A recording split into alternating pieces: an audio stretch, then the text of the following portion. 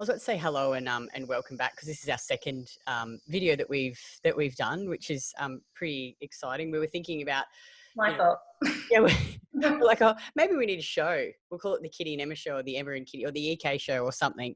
But anyway, today we wanted to talk about, or I guess, I don't know, break down some of the misconceptions around like superfoods and what really are, true superfoods. Because I think, if you're anything like I once was, or Emma once was, you've probably got into all the fad diets and the fad superfoods. I remember I just drank the green smoothies. Oh, they were terrible. What was that stuff? The wheatgrass that you used to... Wheatgrass, spirulina.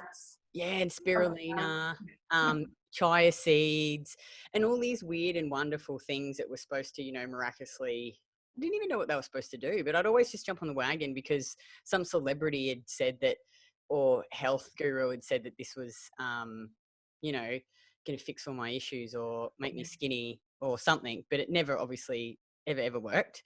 And I remember when I first came to work with you and you said that I should eat beef liver. And I was like, oh. That face. I was like, really? Really? And I actually did gag it down for like 2 years. I'd remember sitting on, because even though you're like, oh, try this recipe, try this. I'm like, no matter what I did, it still just doesn't taste amazing. But I persisted with it because, obviously after we spent some time together, I realized how truly beneficial this food was and how packed with vitamins it was and what they were actually doing for my body. And I think that so many of the women that we work with suffer from period issues, menopausal issues, perimenopausal issues,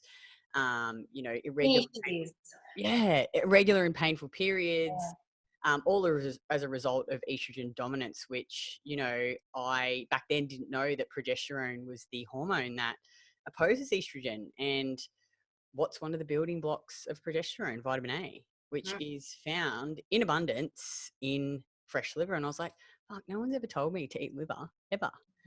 And 5 years later, my skin's amazing, my period's regular and pain-free, and I just feel so good. And so thanks, Emma, for making me eat the liver.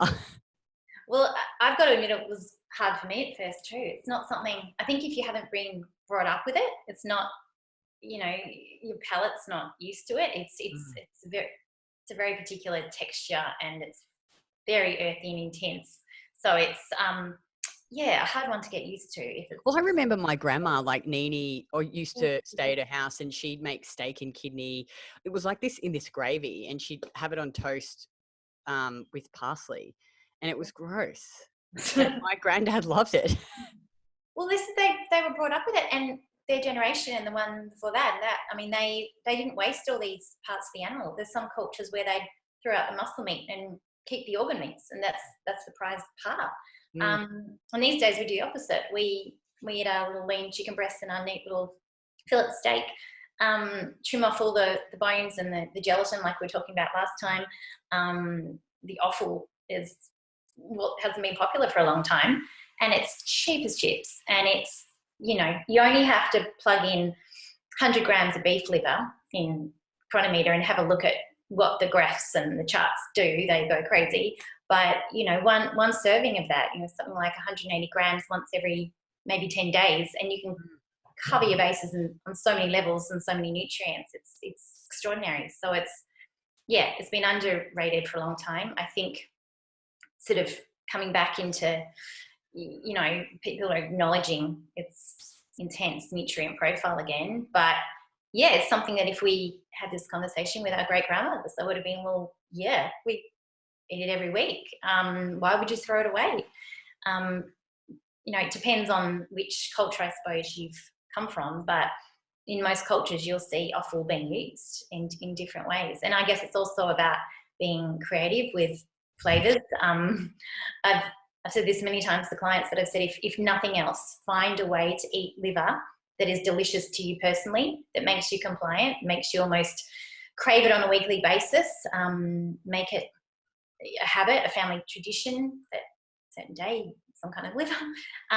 But even still, I must say, and this is what you and I have both been asked for many years, once we get on the liver topic with a client, especially if they have even, I mean, they might have even been vegetarian for many years. So meat in itself is one thing to get your head around, and then they're going, oh, liver, beef liver, it's, you know, quite confronting. You know, people have their excuses, or they, no matter what, they just gag and they're trying to get it down, or they do it for a few weeks, and after a few months even, it just falls by the wayside because it becomes a real chore and they're not really excited about it. They might not even have access to a good butcher who can get it like really fresh, and freshness is key with liver. And, you know, before having kids myself, I was a bit like, whatever, suck it up, find a way, eat your liver, just get it down. And I went through pregnancy, then I got a bit time poor, and now I completely get it. There's some weeks it just didn't, you know, it wasn't quite as available. You just couldn't fathom cooking it. There are reasons that it can be hard to make, you know, a real commitment to it. Or if you're traveling frequently, you know, it's not going to be readily available. So, you know, we're going to get into this after, but this is why we started venturing into, are there ways you could get liver encapsulated? Because it is a tricky one. And I think flavor wise, it is a challenge for a lot of people. And things need to be delicious, don't you think? To be drawn to them, for you to be inspired to want to make a habit out of them. Oh, totally. Because I think, you know, you just want to eat and that's why I make the pate, you know, like it's the only way consistently. I mean, I did it for a while and then I was like, oh, the pate, but still then it's a pain. You got to make it, and you can only make like a few weeks to a month. You know, we talked about it oxidizing, you know, the longer it's in the freezer. And it's just, and a lot of women are just like, I just can't do it, Kitty. Like I just can't cut the liver and cook it and then eat it. But and before we talk about the tablets, can you just talk about, because I think this is a really, once you understand this, you're like, okay, I've really got to get this liver in. It's like, what is the nutrient in liver that's so important, that's used in the production of our protective steroid hormones, and that so many women are lacking in, which is one of the reasons why they become estrogen dominant? Vitamin A first and foremost. I mean, it's, you know, there's such a range of very much, I suppose, anti-stress nutrients available in liver in a bioavailable form, you know, be it all your B vitamins, you've got copper, you've got folate, choline, iron, CoQ10. I mean, the list goes on, but vitamin A is particularly abundant in liver. Chicken liver, if you can't get your, you know, palate around beef liver, chicken liver is also an excellent source. But when it comes to getting super therapeutic doses of it, beef liver is something like 3 times the intensity of vitamin A. But vitamin A being so crucial, because when you think of how we manufacture the steroid hormones, being I suppose what we call youth-associated hormones, and for women they're predominantly your pregnenolone, which then converts into progesterone, DHEA. These are the ones which we become very much compromised in manufacturing enough of, you know, with age in particular. But to first of all make pregnenolone, which is what we call sort of the mother hormone of all of that, we need 3 things. We need a molecule of cholesterol, we need some active T3, you know, your active thyroid hormone, and you need ready to go bioavailable preformed vitamin A. And these are the 3 things. Without those 3 things, and enough of them, you're not even going to make them in the first place. So you can talk all you like about wanting to, you know, balance hormones, whatever that means generally, with all sorts of tinctures and whatnot. But unless, you know, if you have a true vitamin A deficiency, that will not change until you address your vitamin A deficiency. And we need high levels. We need even more of it during, you know, teenage years, when we start producing, you know, more of certain hormones. We I suppose use up the vitamin A more readily, and this is why vitamin A deficiency, which can also present with skin issues, be it acne, you know, is quite common during teenage years, when where, you know, to synthesize all these hormones, we're using up vitamin A, and then the skin becomes compromised too. But yeah, it sort of can't be emphasized enough, the importance of it. What's the issue, Emma, with, because some people have asked me, well, why can't I just take a vitamin A supplement? When you're talking about synthetic vitamin A, look, there are some forms which are safer than others, more effective than others, and can be super useful. It's just really tricky to dose, I would say, especially if you've got a little bit of, you know, a poor functioning thyroid, or you're not converting thyroid hormone very readily, so you are, you know, even subclinically hypothyroid. You'll be more sensitive to the effects of a whole lot of vitamin A in synthetic form. It can make you, you know, further hypothyroid. And always with nutrients, you know, it does get tricky when you start using them in isolation. There are cofactors that are necessary to work with them. And there's a reason certain nutrients are grouped together in food. I mean, they all work in sync. So at least when you're getting it via food, you know, liver being one of them, is that you get all of these cofactors with it. I suppose there's less risk. It's less tricky to dose. But I would always say food first whenever possible. And I think there's less and less need for the potential of using a synthetic vitamin A when you have access to liver in some form, because you've got so much there. I'd always explore that avenue first. It's incredible too. Like, so many women in our program will post on our Facebook page, "Oh, my skin, it's glowing." You know, they'll do this for a few months and eat the liver, and they said that everyone just notices. So I think in our program, like, women come in for various reasons, health, and they want to look better, like, you know, better body composition. But eventually they get both, and they all just, and it's the difference when I see other like programs and their transformation photos. They don't look healthy. They don't look glowing. Yeah, they've lost weight, but you know, it's that like healthy glow that like so many of these women have. And I think the liver is a big part of that. Yeah, it's just such an incredible food. But yeah, that's why we made the tablets, because we've just had so many of our clients just going, "Oh, I can't eat the liver. I can't eat the liver." And for years we've gone, just eat the liver, just eat the liver. Oh, And yeah. then one day I think you called me and you said, we've got to get liver capsules going. I'm like, "Emma, you've got to find a way." I was like, how can we do it? Well, So we do have a short list, and we have a long list of our requirements that had to tick certain criteria. But yeah, I was adamant from the start, if we're going to do this, we wanted Australian grass-fed liver. We wanted it to be non-defatted, so the fat component isn't taken out, and therefore you haven't depleted the fat-soluble nutrients that are part of the fat component. Very important, obviously, vitamin A being one of the fat-soluble nutrients, A, D, E, and K. What else? It had to be freeze-dried using, you know, best technology for freeze drying, so that you have the least nutrient loss there. Because with any process, be it cooking, freezing, you know, age, your nutrients start to become depleted. So with freeze drying, it was the least losses.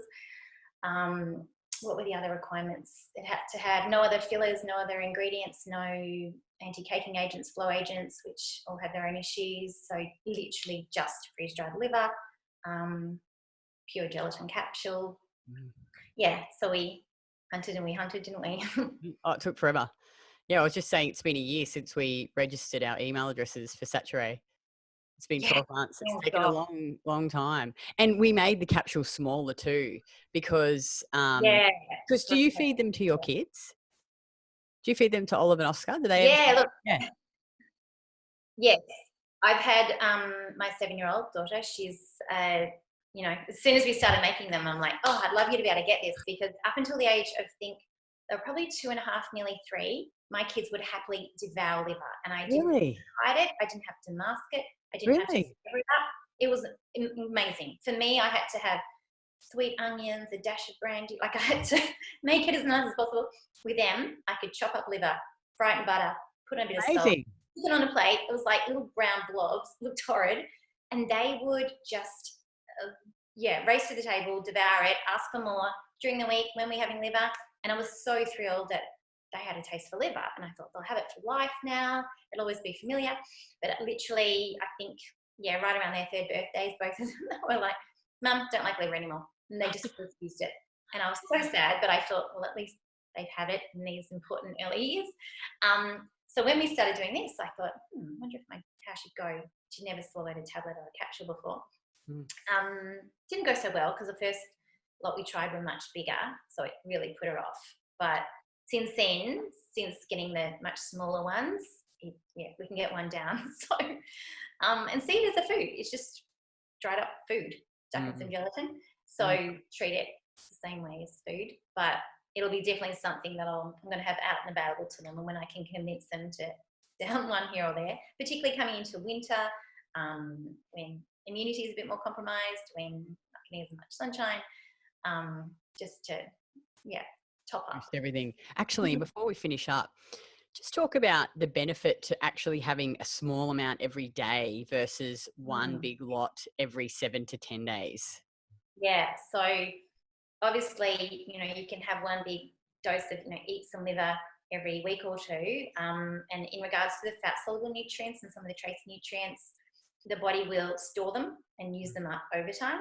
So you can get away with, a single dose over, a longer period. But when it comes to the water soluble nutrients, particularly the B vitamins, these ones, they're essential nutrients. They're not nutrients we make internally, so we need them from our food. And we don't store them. So you might eat food with B vitamins, you utilize them, retain them, utilize them that day, get the benefits from them.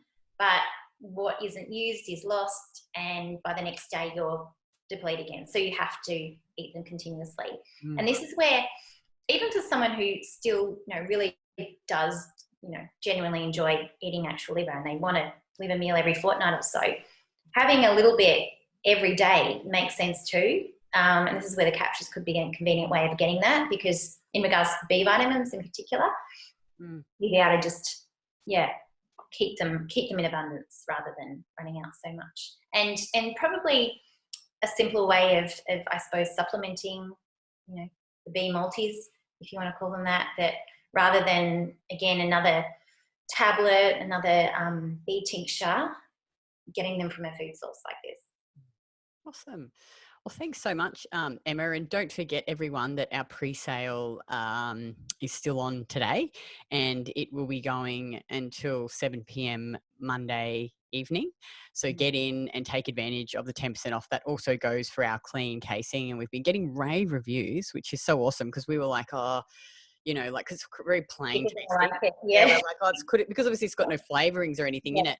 And we thought, maybe people, but I've had people write, oh, it's great. Like, and the feedback about sleep. Yeah. The biggest thing, isn't it? Yeah, it's great. Yeah. I'm actually surprised too. Like, I feel like you think it tastes, like, I feel like it tastes better than you think. I don't know why. Maybe I'm so used to, like, I think, I don't love the flavour, but again, once you spike it with other flavours, it's no problem at all. You have more of an issue with cascara. I'm okay with it. That is very true. That is true. What's your big point? Pete, which is Emma's husband, and myself and Craig have this little group message going, and there's like half of us are we put the cascara into the capsules and have it, which is Pete and I. And then Emma and Craig are we scull it down. So they think that we're soft, but Pete and I think that we're just very resourceful, and, we're making it easier for ourselves to be consistent. So yeah, our cascara actually hopefully will be coming soon, which is another great product. It's literally coming in a big load from Italy. So. Yeah, it's brilliant. It's another one that, like, I think everyone has to have in their toolkit, especially when they start out, because it's so important to just have that bowel movement every single day. So many women are just constipated, I think. Or keep it in your travel kit. Planes and things, slow down a little bit. Oh, it's the best. I remember when we had our holiday recently, and I couldn't have the carrot salad because there was no, like, you had to buy all the food on the island. I just took the cascara and I was sweet. Yeah, it was brilliant. Yeah. So if you head over to, you can click on the link in our bio and head over to our store and take advantage of the 10% off store wide, which is only 2 products, but still store wide. Until 7 p.m. today. And if you have any questions, obviously just shoot us an email. And don't forget to, if you buy the casing, to email us for your free recipe book. And I've had some really good feedback on the recipes too. Oh, good. Yeah. We're going to have to add, we're going to go a few there. We'll keep building on it. We'll do like version 2. Yeah. I made the brownies with Mel, but I actually added in some marmalade because Craig really likes chalk orange. Interesting. It was good. It was really good. Maybe too, if anyone's playing with it, give us feedback on what they've. Excuse me.